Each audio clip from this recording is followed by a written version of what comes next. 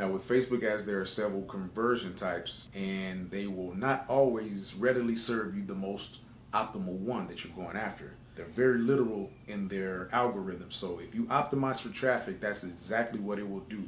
It will show your ads to people who click on ads. Some people just always click on ads.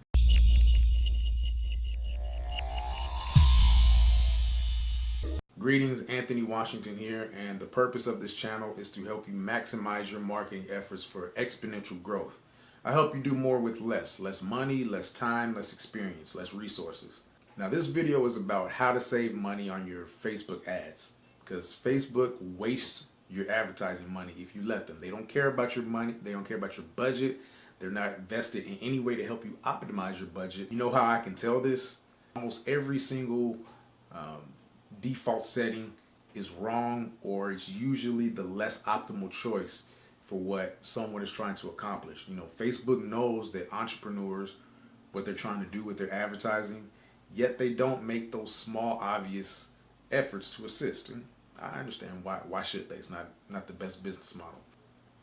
They created the platform, they cultivated the potential traffic for us to target. So, you know, and the fact of the matter is, even though Facebook ads have gone up significantly in the last few years, the investment in them is still relatively underpriced, especially if you know the tricks of the trade. So what are the tricks of the trade?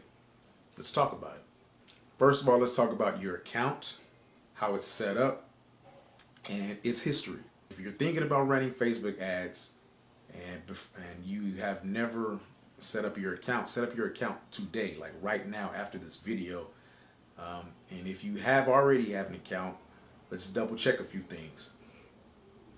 You need to have your business manager account set up, which is different from the business account. It's an advanced feature. You should only have one account for one country, one pixel. That way the pixel can optimize better and with more consistency with the data, because again, like I've said in previous videos, data is what you're after. That's the goal that you're trying to capture. So keep it simple. That way your data is not mixed up, and you're able to optimize your CPM. You want to keep it simple with your ad sets, because the data is stored at the ad set level. You need to be posting now. You need to have some history built up of some posts, not ads, just regular posts like today and possibly the next few months. You know, I know that's not something that's ever discussed. Like if you hire somebody to help you with Facebook ads and they don't acknowledge the account history, or even they try to set up a new ad account and begin posting immediately, terminate them, because Facebook is likely to flag your account, and or you'll have a higher CPM. Like anything in life, Facebook ads is best approached from a long-term perspective. You know, I've said it before, and you'll see in other places, it's all about testing and testing and testing, which is true to an extent. But the better off you can get to a fast start where you can gather good metrics, gather positive feedback, and continue to lower your costs, that will translate to consistent performance. And you'll get better data, you'll get better results. Then the idea is building a business data asset. That way you're, you know, just like Facebook is a big data asset. You want to copy that. You want to have your own asset of data. So again, the word is consistency over a sustained amount of time. That's why they don't reward new accounts that start posting ads. So again, that's your account, how it's set up, and its history. You want to start building up a database of consistency that's targeting the right data. Number two has to do with your audience. Just a few little tricks whenever you're targeting like custom audiences. You want to use a file that doesn't include LTV when you're creating your audience. That's just a little tidbit.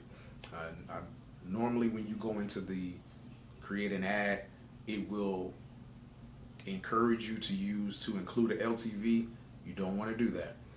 Your data should be clean and formatted, of course. And two big formatting issues that Facebook will not tell you about is to always include a country code for your phone number. So that's for the US, that's a 1. Always include the country in your data. It makes a big difference in optimizing for the right audience. Another one is don't choose expanded audience. It'll damage your conversions, increase your CPM, and create a smaller audience. It's like adding too many extra degrees and layers to where it takes on a whole different meaning and optimizes less. You don't want to include too many intersections in targeting. You usually don't want to go more than one layer deep. To limit your demographics like job titles or employers, usually you want to keep it to interest only whenever you're targeting. The reason being is that actual engaged shoppers can be a $10 plus difference in higher CPM. Also note that the lookalike audiences don't work like they used to. They charge more now, and they're not as high converting. Again, interests are always cheaper and a better target. 3, when it comes to the actual ads, there are dozens of little nuances and tricks, and more are being uncovered daily. And the thing about Facebook is there's always going to be conflicting information. Nobody can really agree as to what works, but as it stands for right now, these are the tricks that have been uncovered and have been identified to save you money anywhere you can. First, when you're setting up the ad, the attribution window setting should be for 7-day click only data, because 1-day data is not enough data for it to optimize properly. It's just another way to otherwise waste your marketing budget unnecessarily. And if you go online, you'll see conflicting information. Nobody can really agree as to what really works, but from my experience, that's been the case. I've also read that starting your ads after 12 p.m. is not good, because Facebook is going to rush to spend the money set aside for that day, and it won't optimize well. I can't say definitively on that, but it does make sense. One thing I failed to mention before is the actual ad placement, where your ad will show up. Facebook will give you the default setting to have your ad show up in a number of different places. The most important place you want it to show up, of course, is in the news feed, your mobile news feed for Facebook, and if you're doing Instagram, also for Facebook and Instagram. But of course, they will give you the default setting to have it show up everywhere. You want to make sure that, of course, it depends on you and your model and your goal, but usually your goal is to have it show up in the mobile news feed. So you want to select only news feed. Now, as previously mentioned, you should have a history of posting content already for at least a few months. It's just the reality.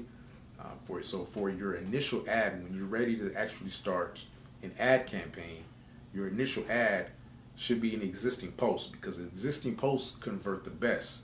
And then going forward, you can use a regular photo post. Actual ad creation route usually works well in retargeting after the initial ad. The reason for that is because it's usually cheaper than what they call the dynamic product ads. Another trick is larger images. Yes, they take up more of the news feed, which can be attention grabbing, but they also result in a higher CPM. So larger images are like 1200 by 16.5 or something like that. Now, here's the kicker. It doesn't make a difference on your mobile news feed, only on desktop. So Facebook will charge you more for using a larger image that doesn't even scale on the mobile news feed. That's dirty, isn't it? Now, with Facebook ads, there are several conversion types, and they will not always readily serve you the most optimal one that you're going after. They're very literal in their algorithm. So if you optimize for traffic, that's exactly what it will do. It will show your ads to people who click on ads. Some people just always click on ads. If you optimize for add to cart, that's exactly what it will do. Some people will get all the way to the add to cart phase of a purchase and abandon the cart. That happens. So Facebook will optimize for those people. Ultimately, it's up to you and your business model and where your goals are as to what level of your funnel that you're trying to optimize for. The lower level is for the action. The higher the level of the funnel, of course, is more for attention and just awareness. So that's something that you have to decide. Overall, of course, all this is very fluid as to the nature as to how Facebook ads work. Anybody who tells you they've mastered it, they may need closer scrutiny. These things, they change, and they have so many variables and nuances attached to them. However, there are experts who stay plugged in as much as possible, and I try to be one of those experts. If you're looking to get a better grasp of Facebook ads, or if you want to make the investment into just hiring somebody, consider that. Consider that as a worthy investment into somebody who really knows what they're talking about with Facebook ads. So hopefully those tips help. There's just a few high-level tips as to how to help you save money on your Facebook ads, because again, Facebook does not care about your money, your budget, and they actually serve up options to help you waste your marketing dollars. That's all I have for today. I'll leave any pertinent information below this video, and I'll see you on the next one.